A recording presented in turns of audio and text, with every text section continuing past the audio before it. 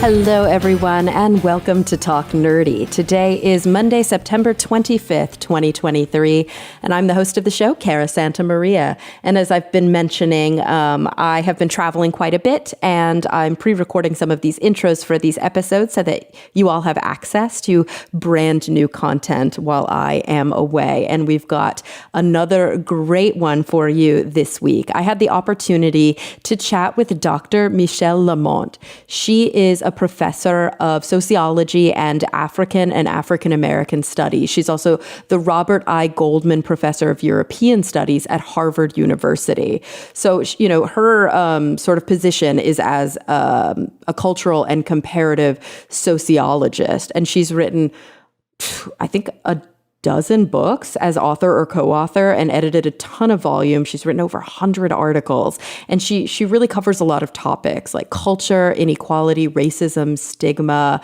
social change, societies, and even qualitative methods. And she has a brand new book out, and I think the topic is just so incredibly important, and it was a fascinating chat to be able to dive deep into this. So her book is called Seeing Others: How Recognition Works and How It Can Heal a Divided World. So without any further ado, here she is, Dr. Michèle Lamont. Well, Michèle, thank you so much for joining me today. Thank you for having me. So your book is one that I think is, very timely, very important. And also, I don't know if I would call it a departure from what we often do on the show. I think it's only a departure in so much as it is formalized and codified. Like, you are actually writing about something that I think often the guests on the show and I will sort of fall into talking about, but it's not often the actual topic of our conversation. So before we get into the book, I want to talk a little bit about you. You are a sociologist, yes? Yes. And so what kind of sociology do you study? Well, I'm a cultural sociologist, which means that I study meaning making, how people make sense of the world. But I'm also an expert on inequality and in comparative sociology. So my first books were about the French and the American upper middle class professionals and managers, and also about the working class, low status white collar workers and blue collar workers living in France and the US. So I was really interested in studying how these various groups define a worthy person, and really in highlighting the contrast and how these definitions have a direct impact in how inequality works in different countries. Okay, so this idea of worthiness and how that affects, it's basically, I guess, the humanism of it all. Like, how much do we see other people as people or as equal people, and how much do we dehumanize them or see them as somehow less than? That's exactly it. What do people think is shared among all human beings? What makes us equal? In what ways can we be more equal? What are the things that prevent us from being equal, etc.? And obviously these questions are just so incredibly relevant right now. They're just so, I think they've probably always been relevant throughout all of human history. And I'm curious, I'm going to dive right into getting political right away, but I'm just curious what you think is different. There's something palpably different for anybody who has been living in America. They can kind of point to the last several years feeling different. Is it that things have changed, or is that people are saying the quiet part out loud now? Well, if we compare the current moment, especially post-pandemic, or even since, the explosion around Black Lives Matter in 2020 or the election of Trump, so many of the public conversations had to do with who was being excluded, the MAGA people, emphasizing mostly how blue-collar workers have lost status, whereas many minoritized groups or LGBTQ emphasizing the ways in which they are excluded and want to be in. So the conversation is very explicitly about who's in and who's out, whereas if you think of the post-World War II generation, many people were embracing the dream of upward mobility, the American dream. And I think while there were lots of people who were excluded, certainly African Americans, women were lower on the totem pole, there was less explicit contestation about the criteria by which people are in and out. Many immigrants wanted to become assimilated, change their names, losing their culture, losing their, eating habits, etc. So it's become a very explicit social stake, if you will. Now everyone has to position themselves around that, and you can see the governor of Florida, DeSantis, making, the rejection of critical theory and the use of education as a central part of his political platform. So you can see how these discussions about inclusion can really be instrumentalized by politicians to make, advance, to make progress in their ambitions. So that, I think, is somewhat different. And I guess there's also this feeling like there had been progress and some of it's being stepped backward. Like it's obviously not new, right, to exclude African Americans and women from a seat at the table in our country. Like clearly this has been a systemic nightmare since before the founding of our country. But it almost felt like we were getting there, and then there's like these steps backward that we're taking. Exactly. And this process of reaction, counter-reaction, I think is always central to all social movement. But maybe because, Obama was citing Martin Luther King with the great moral arc of history moving in the right direction. But I think after Trump, the election of Donald Trump to the presidency of the country, many people felt like, wait a minute, this progress is really the object of a tug of war now, which leads people to address the counter position very explicitly. So, and that's also what led me to write the book, because after Trump's election, many people were very, very depressed and wondering, where do we find hope? And at the same time, Gen Zs, we know the enormous epidemics and mental health issues that are now, found on campuses and among non-college educated Gen Zs. So I really felt an urgency in tackling these questions of how do we produce more hope?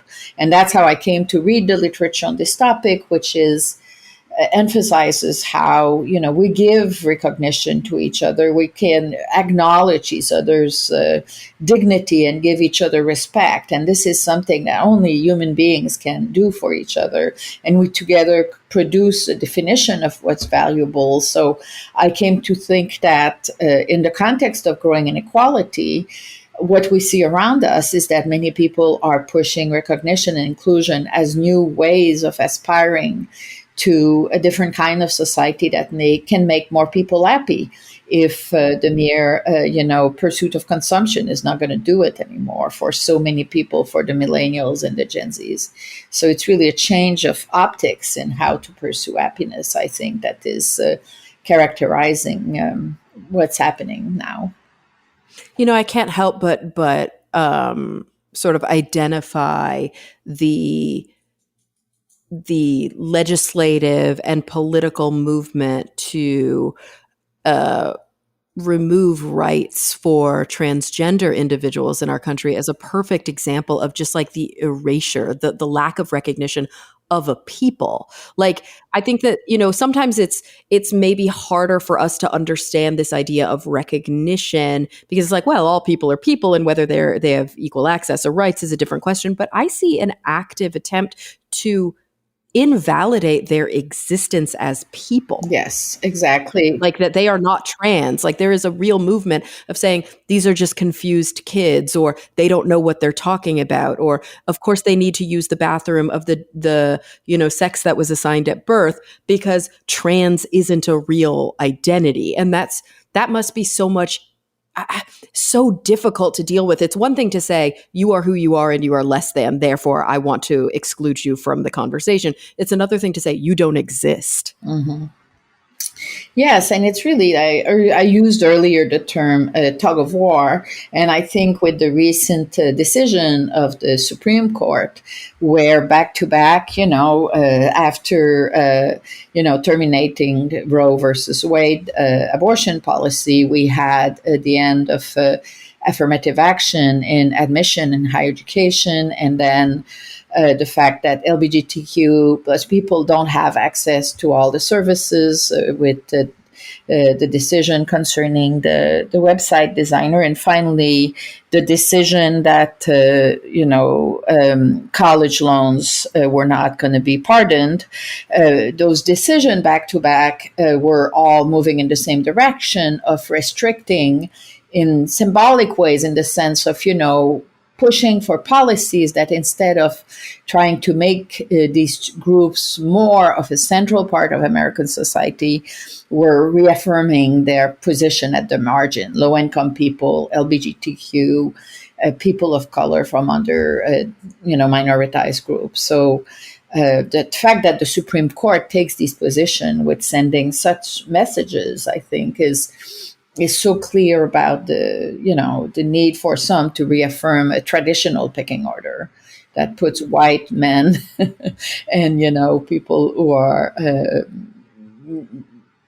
citizens and above the everyone else. So Do you see Trump, like not the existence of the man, obviously he exists because he exists, but do you see the sort of power and influence and political kind of clout that he developed over the course of his most recent career as a direct sort of reaction to Obama's presidency? Like, do you think that the yeah. pendulum swung because of Obama? Yeah, I mean, there's a psychologist write about something called the Obama effect, which is that the fact of seeing in at the White House this middle class, quote unquote, normal black family being featured in some way. On the one hand, it told many African American, "We see you. We're now acknowledging that we cannot equate, African American with low income." So on the one hand, it really had this as an impact, but it created a lot of resentment among lower class and middle class whites. And a lot of, one of the papers I wrote was a very detailed analysis of 73 electoral speeches that Trump as a candidate delivered, and we show in this paper that he very systematically provided recognition to workers by telling them, yes, you're downwardly mobile, but it's not your fault. It's the fault of globalization. It's the fault of immigrants, especially Latino immigrants who come and take your job. So really an effort of recentering the picking order between the groups to lift up their position. And I think he has a kind of instinct about pitting people against one another. In some ways he's a social Darwinist, right? He's constantly trying to pander to some groups, like working class men, to make them feel better about their position, at the same time as he's proposing policies that are not at all advantageous to them. But he really there's a sociologist named Reese Peck who studied coverage of in Fox News, and he talks about how Trump's sexism and sense of humor he really uses his humor to appeal to a kind of Darwinist approach to the world that is really like ridiculing women and ridiculing also the upper middle class, the yuppies, So he's really been a master at deepening the social divides, the us versus them, and that's partly why we find ourselves in the situation we are now. Not the only condition at all, but I think his rhetorical power in this sense has been really powerful. Obviously this isn't your area, but I find that he's been such an enigma to me because as a human being, I see the sort of ineptitude and the lack of like deep thought and sort of the narcissistic kind of reactionary mentality that he has. And then I'm confused how he's able to be so calculating and how he's able to do basically the work of a pretty skilled sort of strong man when it doesn't seem like he has the cognitive capacity to do that. And so I've always been very confused by this man. I'm like, is it just an instinct that he has Yes. to kind of Yes. do the con? Yeah. Well, that's, of course, I'm not a psychologist, but I feel like he really has it's a little bit like a perverse, instinct about pitting the weak against each other and knowing, what are the buttons to push to cultivate opposition, and also the us versus them, because a lot of what he does in his electoral speeches and his stump speeches is to get people excited and make them laugh, and it's like a party because they all feel that they share the same enemies, and they ridicule all the nicknames that the sleepy Joe and the nicknames that he invents are frankly sometimes hilarious, but and they are meant to create a shared sense of humor and validation among those who are listening to him. So it's a very bizarre thing. It's a little bit like it may be an instinct that he cultivated from being a teenager, and he never grew out of it. Right. Yeah, it's definitely fascinating. But of course, that's not the ultimate thesis here. What we're really talking about is this concept of recognition. And so I'm curious if maybe you can help the listeners by defining what we mean, because obviously that's a normal term in our lexicon. So how are we using that word recognition? Yeah, well, it's you can say, I recognize that this is an apple. I recognize that this is Jim on the street, but that's not the kind of recognition that this book is about, obviously.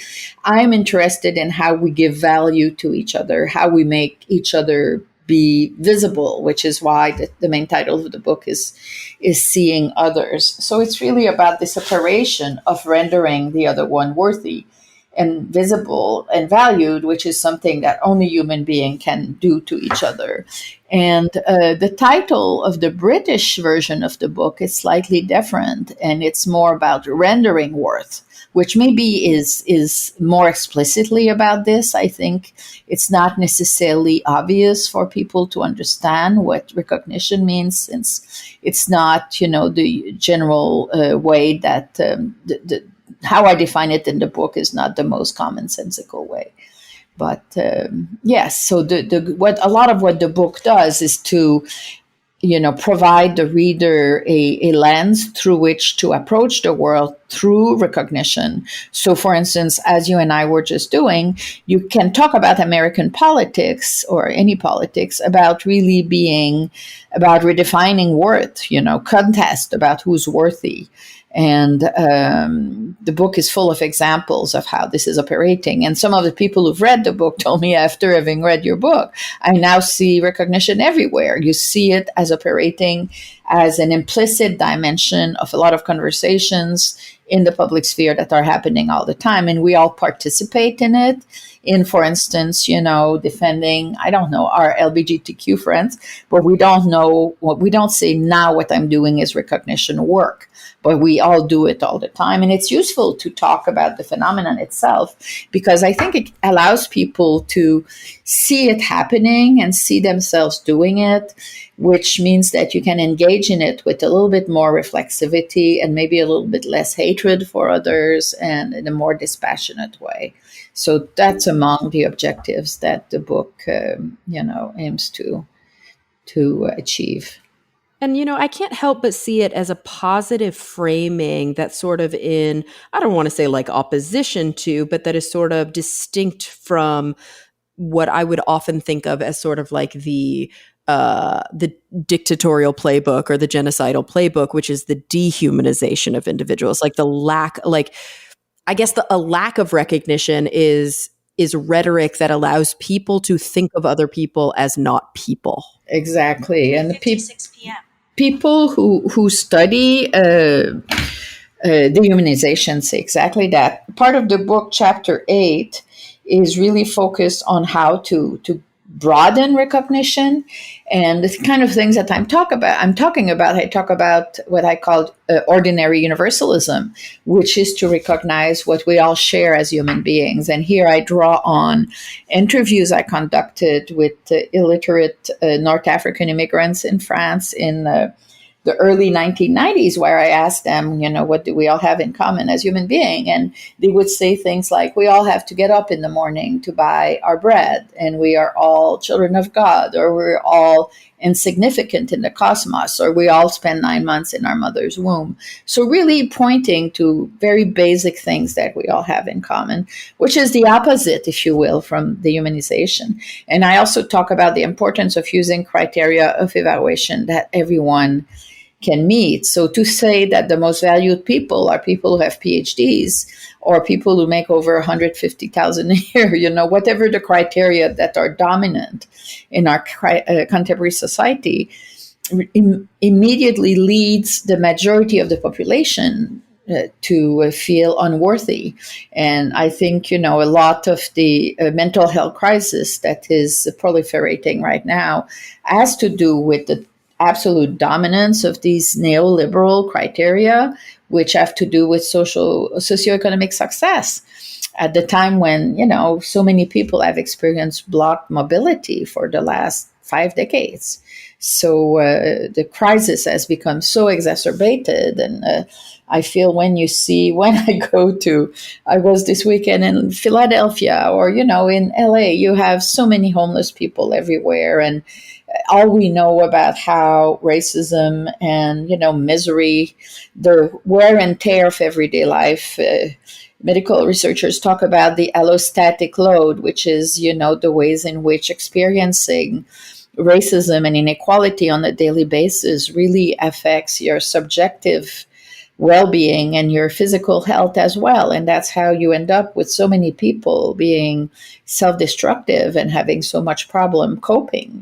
The crisis with homelessness is as much a crisis of mental health. And, you can see that American society is doing so poorly on so many dimensions when you look at life expectancy in contrast to other countries. And we really need to collectively think very seriously about what our steep inequality combined with very narrow definition of criteria of worth are doing for our society. So that's partly also one of the things that the book aims to accomplish.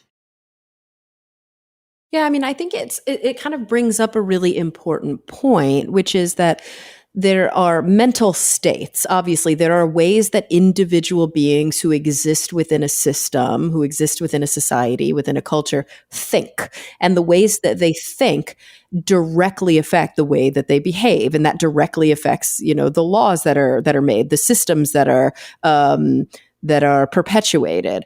And so that connection between our mentality and how that mentality is manifest in action, I think is a really important one, because when we think in a non-recognition way, we actually make laws that prevent individuals from basic human dignity.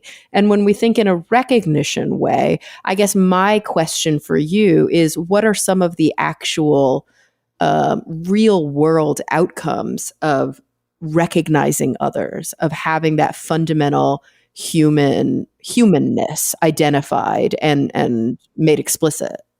Well, there are studies that show that after same-sex marriage became legal in 32 states, we saw a very abrupt decline in a number of LGBTQ youth in high school attempting suicide. So that is an example of how passing a law that proclaims our equality and the access to this historically excluded group to one of the most sacred, institutions of our society, as containing a message of you belong, and we really welcome you among us. So one of the big issues, I think, at the most concrete level is that legislatures and social policy experts are not trained to systematically think about the messaging that the laws and the policy that are passed have on how people represent themselves as members of society or not. So take about, the end of Roe versus Wade. Well, it's, many women experience this as infantilization, subordination of women to the Supreme Court made of mostly men, and putting in the hands of the community, where men are often the most powerful group, the ability to determine the course of our lives. So this subordination is extremely hurtful. And, if you combine this with the hurtful effect of not being able to have abortion on people's lives and the likelihood of putting them in poverty, you really have the perfect recipe for total disaster, And I could go on and on, like the whole food stamp, where low-income people had to stand in line in stores to show their food stamps to be able to have access to food, where they would be very publicly stigmatized as unworthy people who are not able to demonstrate self-reliance. And self-reliance is one of the sacred cows of American society, right? So if as policies are put in place, there was systematic attention paid to the message of the rules that like the debate around the toilets is not only, is very much about acknowledging publicly that some groups don't self-define in a binary sexual way. Many increasingly young people view themselves as, queer, and we have to acknowledge that to respect their position in society. I think it doesn't deprive anyone of anything to acknowledge that some don't see themselves at one or the other end of the spectrum. It's interesting to me because I think about, and maybe I'm making a false dichotomy here, but I think about legislation that prevents access and then the repealing of that legislation, or legislation that codifies access, right? So that, we think about marriage equality. So this is legislation that says, hey, this group is should have access to this thing that historically they've been prevented from having access to.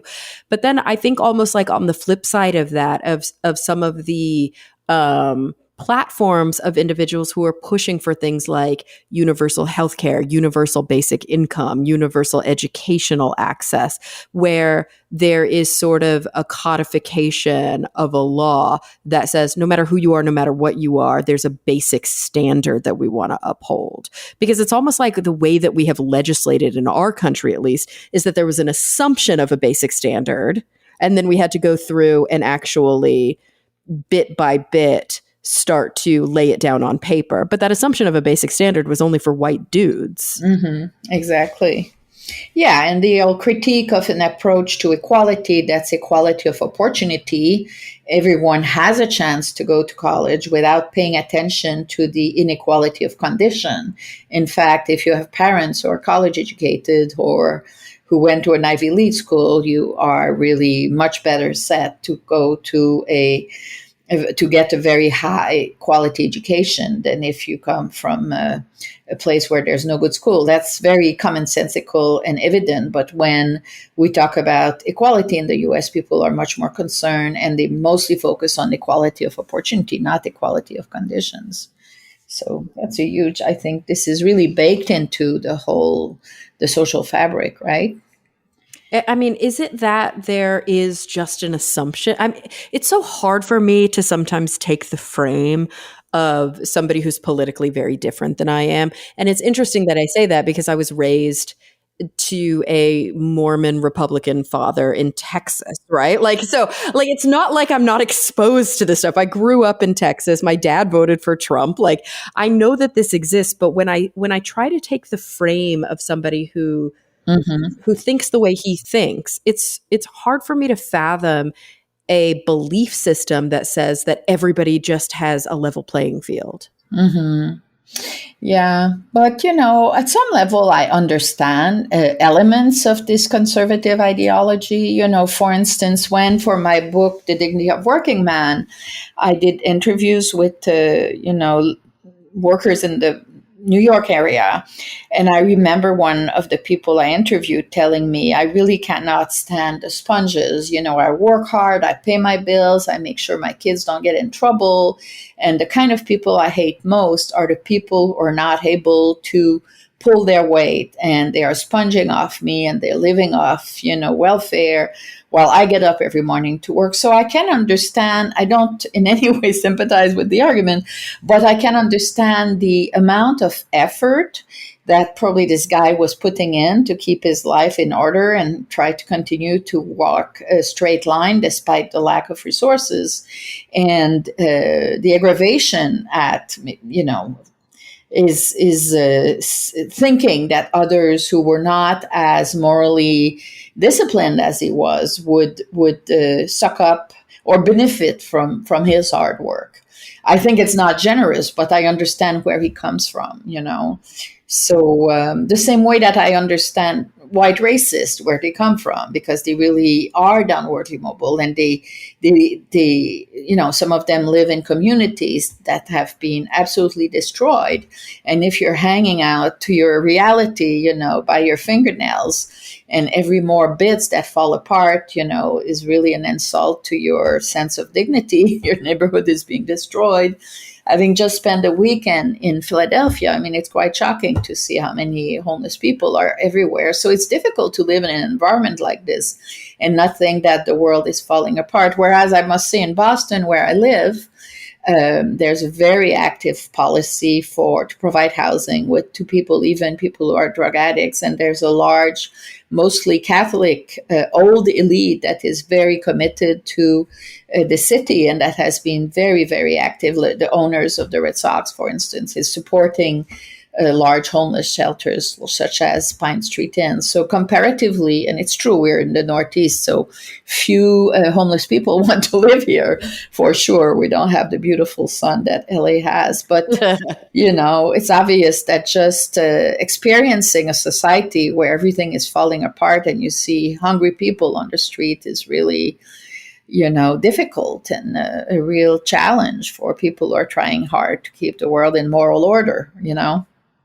I'm curious because I know that you study, because not only are you a sociologist, but you're a professor of African and African American history, and you study racism, anti-racism, and these different kind of states, I guess you could say. I don't think I want to call them traits. I want to call them states. And I wonder if this may be an oversimplification, but this sort of thesis or this hypothesis that I've often grappled with some of my friends, especially my friends who are Black and who see the rhetoric that is sort of dog whistled, and now it's not even that dog whistled; it's like people whistled out there. That this idea that historically you could be white, you could be a man, and you could be middle or even lower SES. And so long as you worked hard, no matter if you had an education, no matter what your station was in life, you would have like your basic needs met. Historically, no matter what, so long as you kind of like put in your dues, there would be a minimum level that this country would take care of you. And it's never been like that for women. And it's never been like that for people of color. And now white men are starting to feel what it has felt like for women and people of color since the beginning of this country. And they're like, this isn't fair. Mm-hmm. Yeah. Yeah. And their sense of white privilege is just being, attacked because they think it's owed to them. And right. In our work we did on anti-racism, a lot of what we did, I have this book titled Getting Respect, which I co-authored with colleagues from Israel and Brazil. And we show that how Blacks in the three countries, it's African American, Black Brazilians, and in Israel we studied Ethiopian Jews, how they experience stigma that is related to race and how they deal with it. And one of the things we found is that in the US, African Americans much more readily confront, in part because there's been the civil rights movement and a lot of other episodes that have emphasized for Black, it's your right, you're entitled to confront racism. It's not normal that people be explicitly racist or that the police, beat up young Black men and murder them. In contrast, in Brazil, since when people experience incidents, it's often difficult for them to disentangle, is it due to race or to the fact that people think I'm poor, because the boundaries toward the poor are very, very deep in Brazil. And in the case of Israel, Black Ethiopian Jews that we interviewed, they very much, one of their position was to say, well, we're Jewish, so we belong here. So yes, we suffer racism, but at the same time, we're part of the in crowd, So it's really to try to document how these experiences of assault on the self, like being ignored, being overlooked, being underestimated, these micro aggressions, if you will, that are quite different than just, discrimination, not having access to good school or good neighborhoods. They're managed very differently across contexts, in part because of how groups are fitting differently in the society in which they live. So I think there's a lot of room to help people understand, even like the anti-racist practices, what shape they take across context, and what you can do as responses, what is enabled by the environment in which you are. So. It raises an important part of the conversation that we haven't really, I feel like we've danced around it, but we haven't made it explicit, which is the complicating factor of intersectionality. The complicating factor of I have multiple identities, and some of those identities might be more privileged within a society and others might be more denigrated within a society. But, so is a part of me feeling like I am accepted, and a part of me, it's like the struggle that you often see, or I see with patients who are biracial or multiracial, and this idea like, well, now all of a sudden I don't fit in anywhere. Exactly. And intersectionality really complicates things, and I think we too often like to put things into very clean categories when those clean categories don't exist. Yeah, absolutely. And what you're talking about, for instance, middle class African Americans, I've seen often situations where they would really embrace their status as middle class and, not always be super generous toward low income Blacks. But, this is, of course, very much common among white middle class people as well. But the issue of, the solidarity between middle class and low income Blacks is extremely salient, in part because a lot of the stereotype about African Americans is the ghetto Black stereotype from which they aim to distantiate themselves. And then, of course, in the public setting, marking clearly the middle class status is imperative. So Claude Steele, a very influential psychologist, wrote this book titled Whistling Vivaldi, which is precisely about how a middle class African American walking on the street can whistle Vivaldi to signify his class, or if you want, his familiarity with high culture, which is associated with upper middle class culture, So it's a dilemma, or it's an aspect of reality that white people simply don't experience, this need to constantly protect yourself, except, of course, if you're low income and you face the challenge of having to dress nicely when you don't have the money to dress nicely. Where do you find the money, and how do you try to signal that you're not low income as you go for job interviews, for instance? That's also experienced, but quite differently, I think, than if you're African American, which is kind of unavoidable in the American context. Yeah, and I think, the sort of the plight or the experience of women in this country is one that obviously I'm very passionate about, because I think the fact that we are half, and the fact that the patriarchy is so invisibly present, and sort of misogyny is so normalized, we sometimes don't see it happening. It's just part of it's the water, it's the fabric we're in. Yeah. And, I think the issue of women learning to become male pleasers as a way to make their way up. I had the graduate student who studied affinity groups in the large organization, and he found that the woman affinity group, the way they succeeded was to have the good grace of a man leader who would, make sure that they get resources, etc. Whereas African American affinity groups, they mostly use these affinity groups for solidarity within the group to protect themselves from white employers, which is a totally different dynamic. I think so much as being put in this world to push women to be enablers of men, and protect themselves by being very pleasing and complimentary toward men, which and if you don't do it, you're viewed as a very difficult person and your life is not easy. So, but not many people connect that to the patriarchy, and for me it's so intertwined. In all organizations, I think there's a lot of women who get vilified because they're viewed as ball breakers, if you pardon my French. No, and it's true. And it's literally not because they're ball breakers. It's because they're just not willing to anticipate and kind of gently hold the egos of all of the men around them. Because they're like, that is so much more emotional labor than I signed up for. Exactly. I'm just going to do my job. How about that? Exactly. And if you spend your life doing this, you're not necessarily taking care of your own needs either. Which is I think what it means to be a woman in America. That's for sure. Exactly. It's exhausting. Yes. Mm-hmm. Yeah. I mean, it's such a complicated issue, this idea of recognition, because of course women are recognized, we are seen as people, but I think we're seen as a different category of people.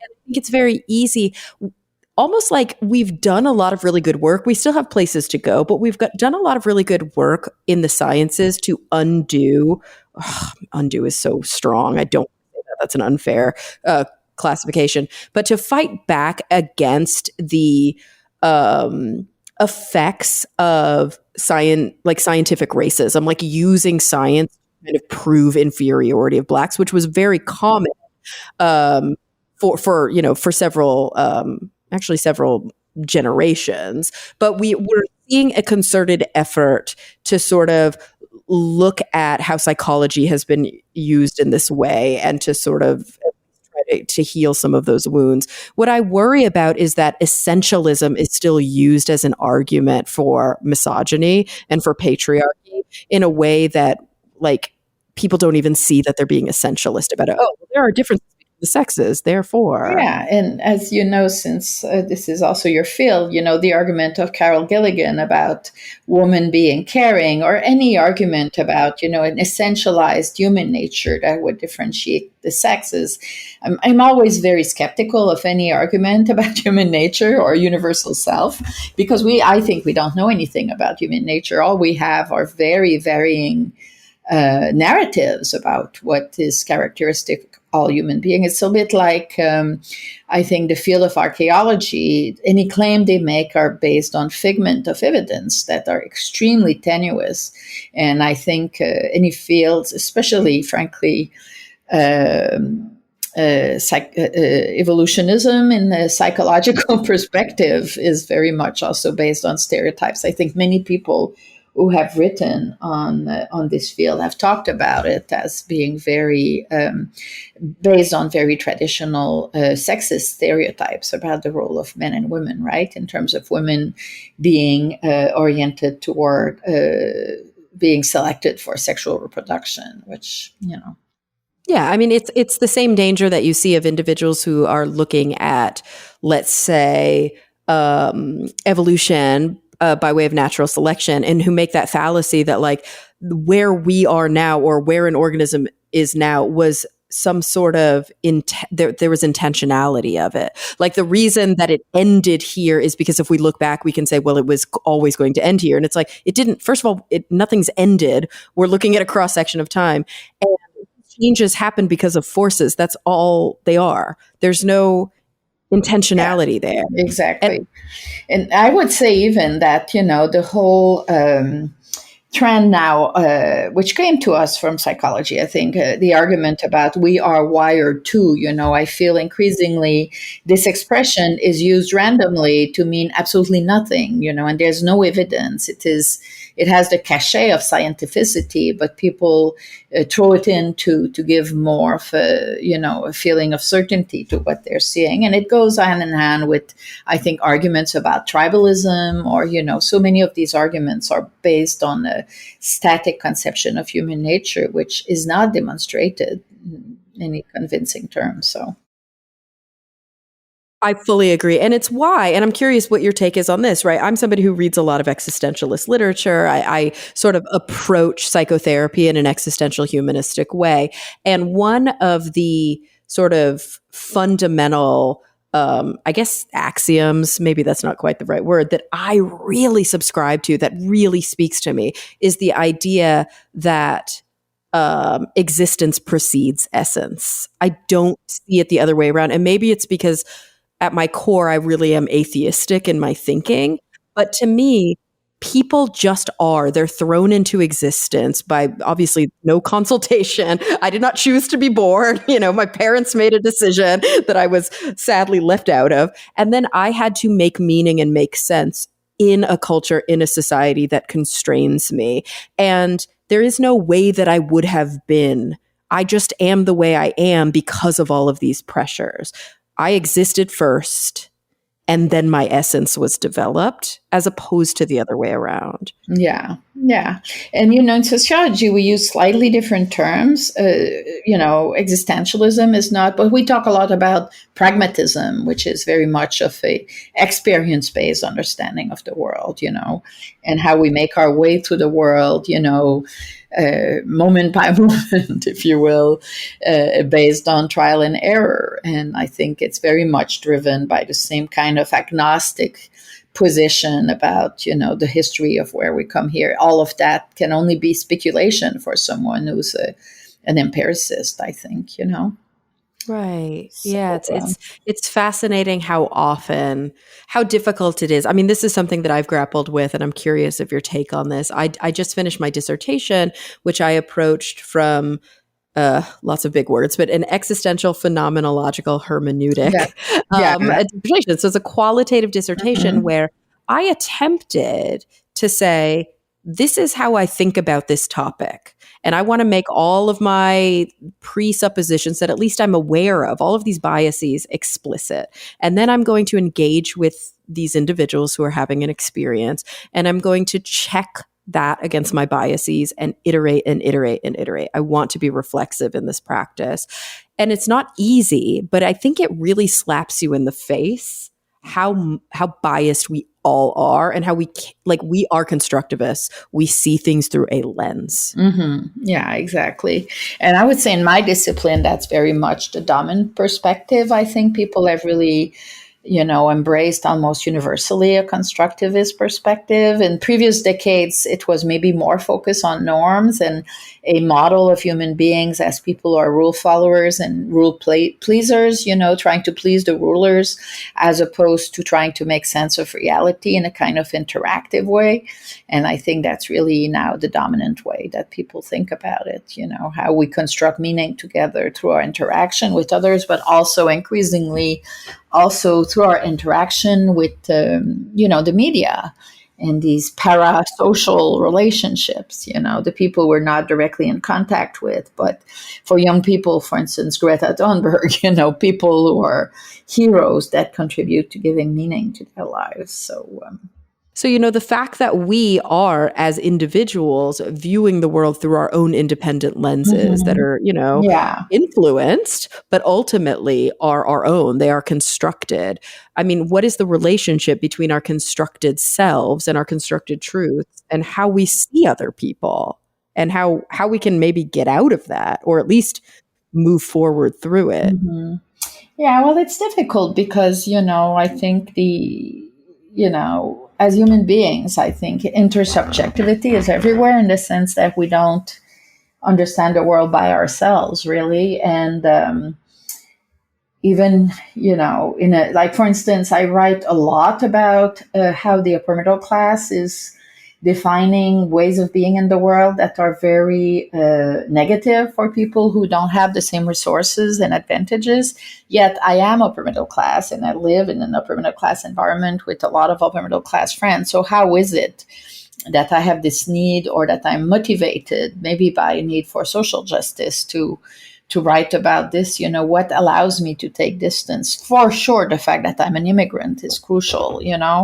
So I'm thinking, like, we probably have, and in your case, I don't know, you mentioned earlier you grew up in Texas in a conservative family and a Mormon family. Like, you certainly have experience going from an insider to being an outsider. So we talk about experiences where your habitus, your way of perceiving the world, there's a kind of break that forces you to develop different optics. So these moments in a trajectory where your naturalization, like I remember anecdotally, the first time that I read the Female Unit by Chairman Greer, which was a great classic of the second wave feminism, and I saw the word stereotype, and I didn't know that stereotype existed. And when I suddenly understood what a stereotype was, it was like the light bulb was turned on. I thought, oh, we think of women as this, but in fact, this is just a way of telling us who we should be.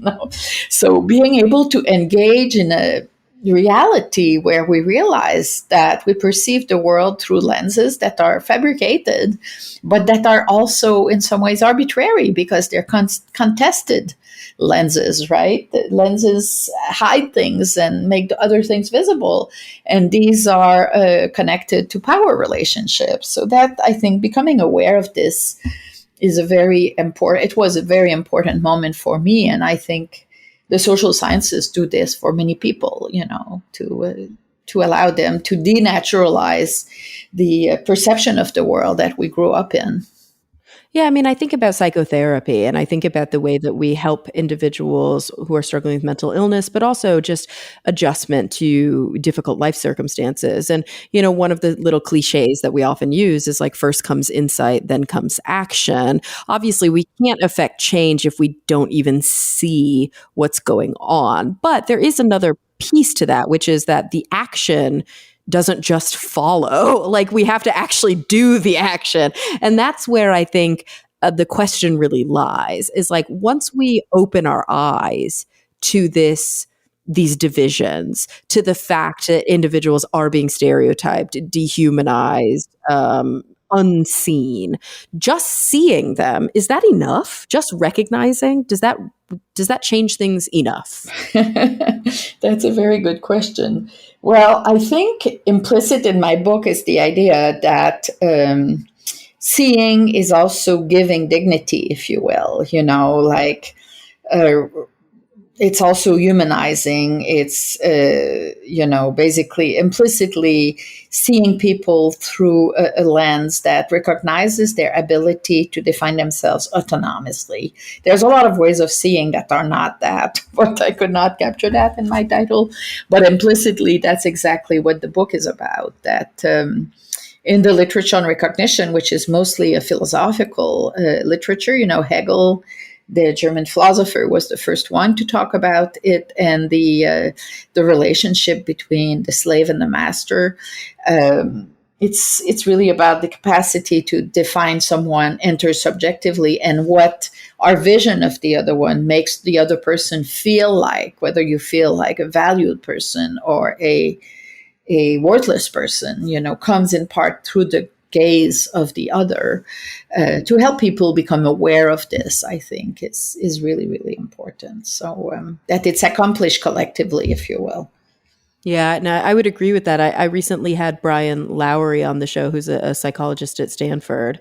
And I think he's a psychologist, actually. Now I'm questioning myself. I think he's a psychologist. And we talked quite a lot about the idea of self and how we come to a sense of self, a sense of identity that is often persistent. It doesn't happen in a vacuum. It cannot happen except through the relationships that we have with others. We are who we are because of those mirrors and reflections and that intersubjectivity. And I think that's such an important, like, it's almost not quite intuitive Yeah. But the more you think about it, the more you're like, well, of course, that's the only way it could be. But we don't realize that all the time. We don't think about it that way. We are so individuated that we sometimes forget that we have to exist in a Exactly. milieu. Yeah, and the others operate a little bit like a mirror. The early social psychologists like George Herbert Mead and others talked about, the image that others have of us reflect to us who we are. So it has to be a kind of, otherwise we would all be Asperger's, defining ourselves without feedback is in some ways what would define the person who's unable to relate to other human beings, right? Or the narcissist, or narcissists need being in acute need of feedback all the time. Yeah, true. Yeah, it's interesting that even when we think about individuals who are sort of neurodivergent, that there's still this component. Like it's not it's like it's a metaphor, but of course it's not a perfect metaphor, or it wouldn't be a metaphor. But like it almost doesn't completely track, because ultimately there is no example of a human who is operating in a non-intersubjective way. That would be like the feral children experiments that we've seen, those really sad abuse stories where individuals were sort of locked up in basements and never were exposed to other people.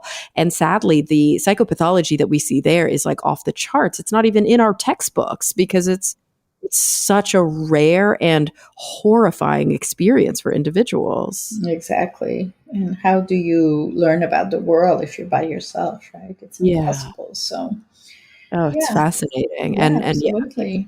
difficult. And so seeing others, it sort of brings us full circle to the sort of takeaway here that there is an effort to be made to see others through, I guess we could say, the lens of personhood, the lens of Exactly. While being also aware that this is part of politics. The book concludes more or less on the macro implication of this. We can think of it as operating at the face-to-face level, but these micro interaction really shape, and is also enabled by the institution we live in. Just to give you an example, the fact that in the US, at least in Massachusetts, it's not the case in all the states, but our school budgets are set by the local taxpayers.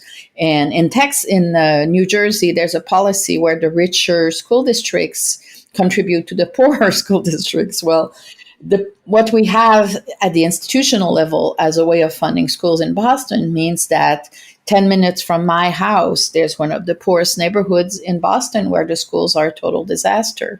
So the fact that Americans are increasingly living without any contact with people from other classes is really made possible because of how we pay for our schools. And the upper middle class ends up all living together in these fancy school districts where the houses are expensive and where people pay a lot of taxes. So I'm mentioning this to say that, we talk about the meso level, the level of institutions, and also the cultural resources that surround us that are also at our disposal to help us make sense of the world.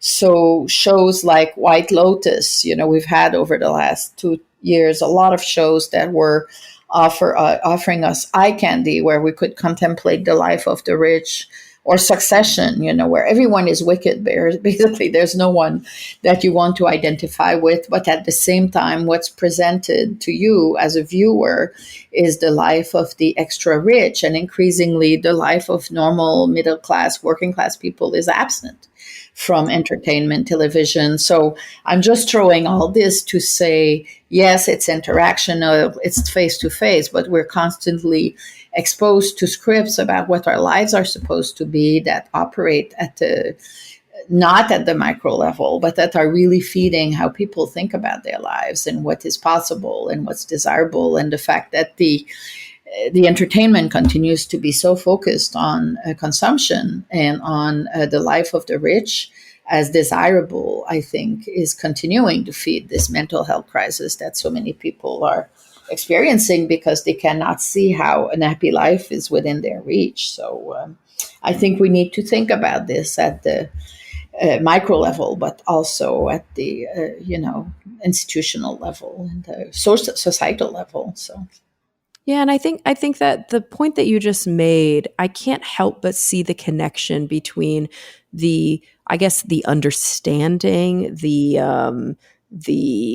what's the word I'm looking for? The realization that these inequities, these systemic problems, whether we're talking about the growing rift between the rich and the poor, and just like the just absurd level of income inequality and the lack of social mobility, or we're talking about the disenfranchisement of people of color or women or LGBTQ plus individuals, that these aren't things that just naturally occur. That it's not like if we left things alone, it doesn't matter. This would just keep happening over and over. No, these are intentional, engineered, architecturally sound occurrences.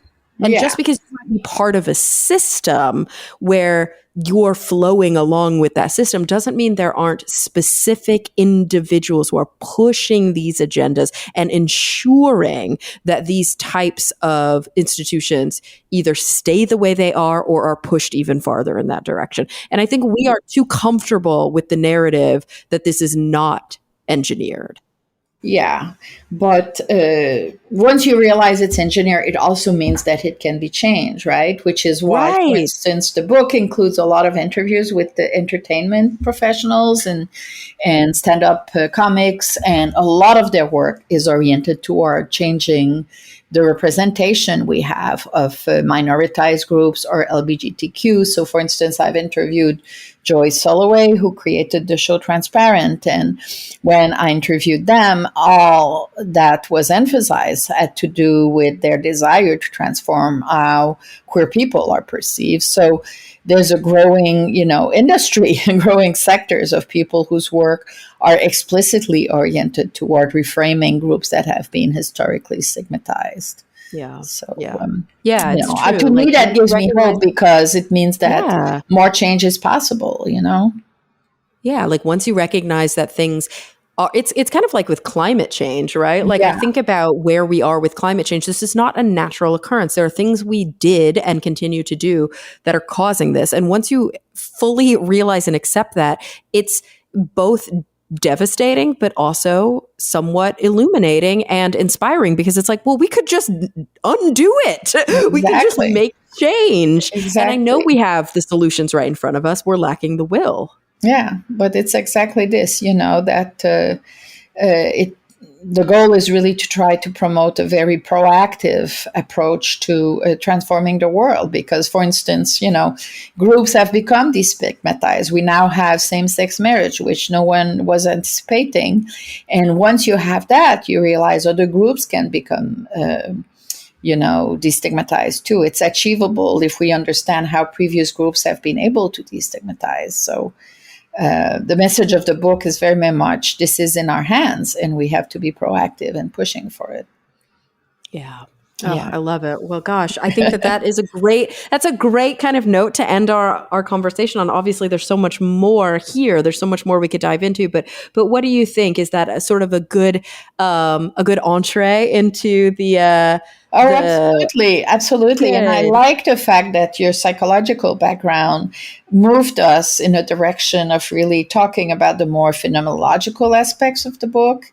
And, I think we covered a lot of terrain. So that's really interesting for me because I had not yet discussed the book with someone who has your background. So that was super interesting. Excellent. Yeah, I can imagine that for many people, obviously, who are experiencing these social systems, a lot of it is going to feel very, like, I guess, action oriented, sort of like, what does this mean? How do we affect change? What should we do? And obviously, we got there too. And I think that's deeply important. But yes, I'm always really curious about the human condition and the human experience. Yeah, sure. And your questions are really terrific. So when I see you are so well prepared, it's nice. I hope a lot of the conversation I'll have around the book, people will be as well prepared as you are. It's really nice because I feel like you've really engaged with the book. Oh, So, absolutely. I mean, this speaks to me at like such a deep and personal yeah, level. And I can see why you like to do podcasts. and of course, it's new, everyone. Please, please, please, I implore you. This is such important fodder. It's so important to grapple with these issues and to really have a personal relationship with them. So the book is Seeing Others: How Recognition Works and How It Can Heal a Divided World. And of course, as you mentioned before, that is the American title. If you're in the UK, what is the subheading on the UK version? It's recognizing worth. I would have to let me. I know I'm like trying to open it on your website, but it's so small. Yeah, on my website you have both covers. I keep forgetting what the other one is about.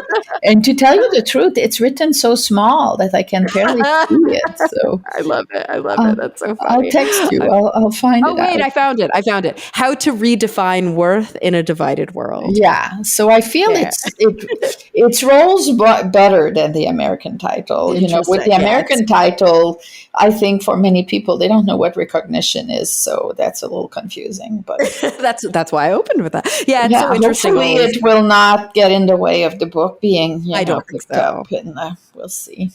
And I love always like talking to authors about their different titles in different cultures and different languages. Yes. It was So challenging. You know, we. For a while, I wanted the title to be "Who Matters," but the publisher felt very strongly that "Seeing Others" was better, and I kind of went with it because I felt like they have much more experience than I do in choosing titles. Oh yeah, they know how to sell books. That's true. Yeah, We'll give them exactly. that. Yeah, It's not my that's true. trade. Yes, exactly. So I was obedient. I was a good person. Well, once again, for everyone, at least the American title is Seeing Others: How Recognition Works and How It Can Heal a Divided World by Dr. Michèle Lamont. Thank you so much for joining us today. Well, I thank you for your interest and your wonderful question. I really enjoyed talking with you. As did I. And thanks to everyone who comes back week after week. I'm really looking forward to the next time we all get together to talk nerdy.